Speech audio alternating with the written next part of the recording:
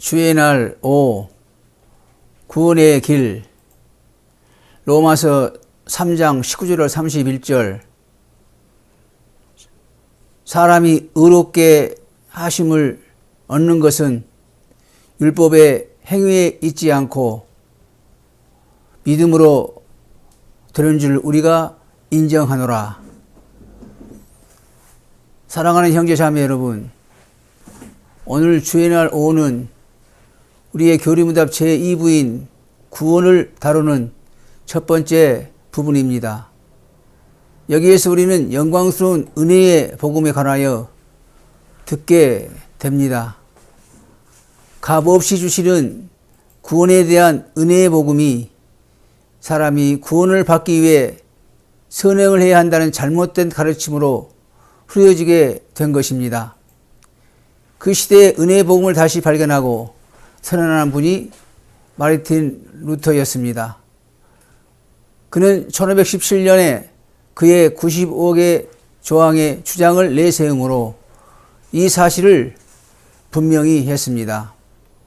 우리는 주의 날 5에서 구원의 길에 관하여 배우게 됩니다. 여기에서 다음 세 가지 요점에 주목을 합시다.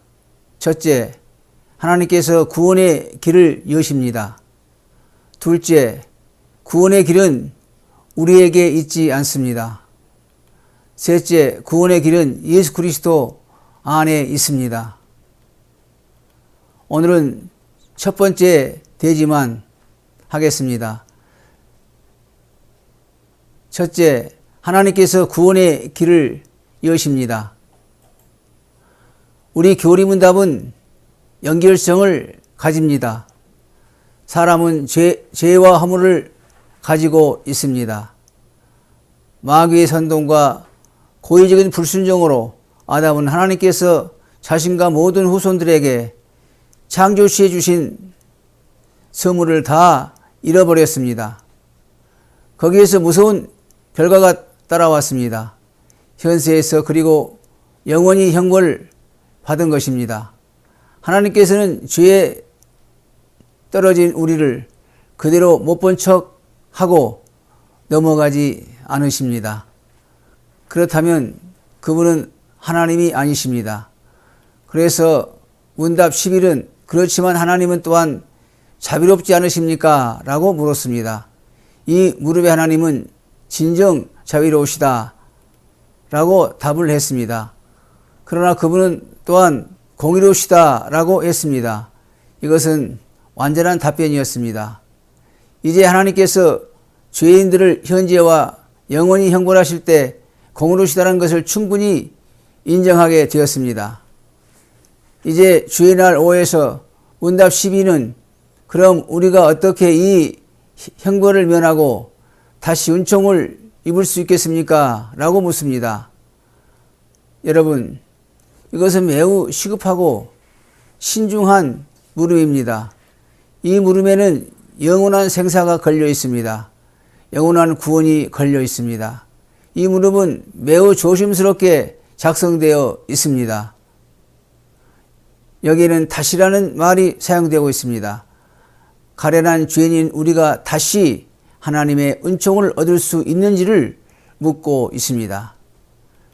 지금 주의 날 4의 시작을 우리는 기억합니다. 하나님께서 사람을 창조하셨던 낙원에 관하여 언급했습니다. 사람은 하나님의 형상을 따라 지음을 받았고 그분의 언약 안에서 하나님과 생명의 영광을 누렸습니다. 아담은 하나님의 언약을 지킬 수 있었습니다. 그러나 고의로 언약을 깨뜨렸고 타락했으며 죽음과 수치와 비참에 떨어졌습니다. 하지만 여러분, 저 낙원으로 돌아가기를 원하는 것이 우리의 소원입니다. 사람은 하나님과 평화롭게 살았던 저 하나님의 세계로 돌아가기를 원합니다. 이런 낙원에서 다시 이르는 길이 있습니까? 문답 12의 물음은 매우 중요한 물음입니다. 이에 대한 답의 첫 마디는 하나님께서는 그분의 공의가 충족되기를 원하십니다. 입니다. 여기 공의라는 말이 관심을 끕니다. 공의란 무엇입니까? 그분의 공의가 충족되어야 한다고 합니다. 이는 무엇을 의미하고 있습니까? 많은 사람들이 이 말을 바로 이해하는데 어려움을 가집니다. 많은 젊은이들이 이를 잘 이해하지 못합니다. 이것은 아주 귀한 말입니다. 참으로 하나님께 속한 말입니다. 이것은 매우 생동감 있는 말입니다. 신문에서 이 말을 무수히 접하게 됩니다. 대중매체로부터 계속 듣게 됩니다. 오늘 많은 사람들이 나라와 사회생활에 관련하여 공의를 말합니다. 오늘날 사람들은 공의라는 말을 거의 언제나 수평적 의미로 쓰고 있습니다. 달리 말하면 사람들 서로 사이에 관계되는 말로만 이해를 합니다. 그러나 우리 참된 신앙 고백은 이 말을 사용할 때 수평적 의미로 사용하지 않습니다. 먼저 그 말을 수직적인 하나님과의 관계에서 생각을 하게 됩니다. 그 말은 수평적인 인간 상호 관계의 의미를 포함하고 있습니다. 그러나 우리 신앙 고백에서는 이 말을 우리가 하나님께 지고 있는 빚과 관련하여 말하고 있습니다. 이렇게 말할 수 있습니다. 하나님은 우리가 그분께 지고 있는 빚을 갚기를 원하십니다. 하나님은 사람에게 요구하는 것이 있습니다. 하나님은 요구할 권리를 가지고 계십니다. 우리는 지난 주의 날 사에서 하나님께서 사람에게 요구하시는 것이 무엇을 포함하고 있는지 들었습니다. 하나님께서 사람에게 언약의 하나님이신 그분에 대한 온전한 사랑을 요구하십니다. 주의 날 이에서 하나님께서 요구하시는 바는 다음과 같다고 했습니다. 너는 마음을 다하고 성품을 다하고 힘을 다하여 내 하나님 여호와를 사랑하라. 이것이 크고 첫째 되는 계명이요 둘째는 이와 같으니 내 이웃 사랑하기를 내 몸같이 하라. 이 두 계명이 온 율법과 선지자의 대강령이니라. 그래서 우리는 이미 하나님께서 이 계명을 범하는 자들을 현지에서 그리고 영원히 벌할 것이라는 것에 대해 들었습니다. 하나님과 사람 사이의 언약에서 하나님의 공의는 두 가지로 포함합니다. 사람과 형벌, 곧 복과 저주입니다. 하나님의 은혜를 감사하여 사람의 계명을 지키는 사람에게 하나님께서는 그분의 공의를 따라 사랑과 복을 약속하셨습니다. 그러나 하나님의 은혜에 감사하지 아니하며 그래서 하나님의 계명을 기억하여 사랑하지 아니하는 사람에게 그분의 공의를 따라 형벌을 약속하셨습니다. 하나님의 공의는 언약 백성에게 사랑과 형벌을 요구합니다. 불행히도 사람은 고의적인 불순종으로 하나님께서 주신 계명을 범했습니다. 사랑의 계명을 위반했습니다. 그래서 하나님은 사람을 형벌하셔야 했습니다. 하나님은 그분의 공의가 충족되기를 요구하십니다. 왜냐하면 하나님은 하나님이시기 때문입니다. 시편 기자는 시편 22편 25절에서 주를 경외하는 자 앞에서 나의 서원을 갚으리이다 라고 하였습니다.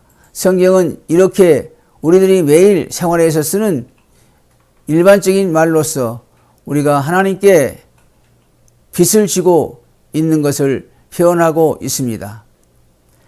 갚는다는 것은 일반적으로 매우 엄밀합니다. 동전 한 입까지 지불해야 합니다. 어떤 때 우리는 동전 한 입이 모자라 우리가 원하는 것을 살 수 없습니다. 쇼핑센터 계산대에 있는 주인은 온전한 지불을 요구합니다. 여러분, 우리 신앙 고백은 하나님께서 우리에게 요구하시는 것을 보여주기 위해 이 갚는다는 말을 사용합니다. 하나님은 완전히 의로우십니다. 하나님 우리가 그분에게 진 빚의 지불을 마지막 동전 한 입까지 요구하십니다. 하나님은 완전한 의를 요구하십니다. 이 때문에 그분은 하나님이십니다. 이제 우리 신앙 고백이 어떤 문맥에서 갚는다는 말을 사용하고 있는지 말해 봅시다. 우리 스스로나 혹은 다른 이에 의해 충분히 갚아줘야 합니다. 라고 합니다. 여기 다른 이에 의해 라는 말에 주목하시기 바랍니다. 여기서 우리는 기쁜 복음의 빛을 보게 됩니다. 하나님께서는 충분히 갚아줘야 한다고 하나 우리는 갚을 수 없는 형편에 있습니다. 그렇지만 우리 신앙 고백은 여기서 구원에 대한 큰 소망의 길을 열어주고 있습니다. 구원을 받는 길이 있음을 알려주고 있습니다. 나를 위해 나를 대신에 갚아 주실 수 있는 다른 분이 계십니다. 내가 갚을 수 없을 때 나 대신에 나를 위해 등장하는 다른 분이 계십니다. 우리 신앙 고백은 사도 바울이 로마서 8장 3절로 4절에 말한 것을 가르치고 있습니다. 율법이 육신으로 말미암아 연약하여 할 수 없는 그것을 하나님께서는 하시나니 곧 죄를 인하여 자기 아들을 죄에 있는 육신 모양으로 보내어 육신의 죄를 정하사 육신을 쫓지 않고 그 계명을 쫓아 행하는 우리에게 율법이 요구를 이루어지게 하려 하심이니라. 여기서 우리는 하나님의 주권적인 사랑이 빛나고 있음을 보게 됩니다. 우리가 파산 선고를 당하였을 때 하나님께서는 우리를 구원할 길을 찾으시고 그 길을 열어주셨습니다. 다른이 곧 그분의 사랑하는 아들을 통해 우리의 빛을 대신 갚아주셨습니다. 하나님께서 세상을 이처럼 사랑하사 독생자를 주셔서 그를 믿는 자를 멸망시키지 않고 구원을 얻게 하셨습니다. 요한복음 3장 16절 들어주셔서 감사합니다.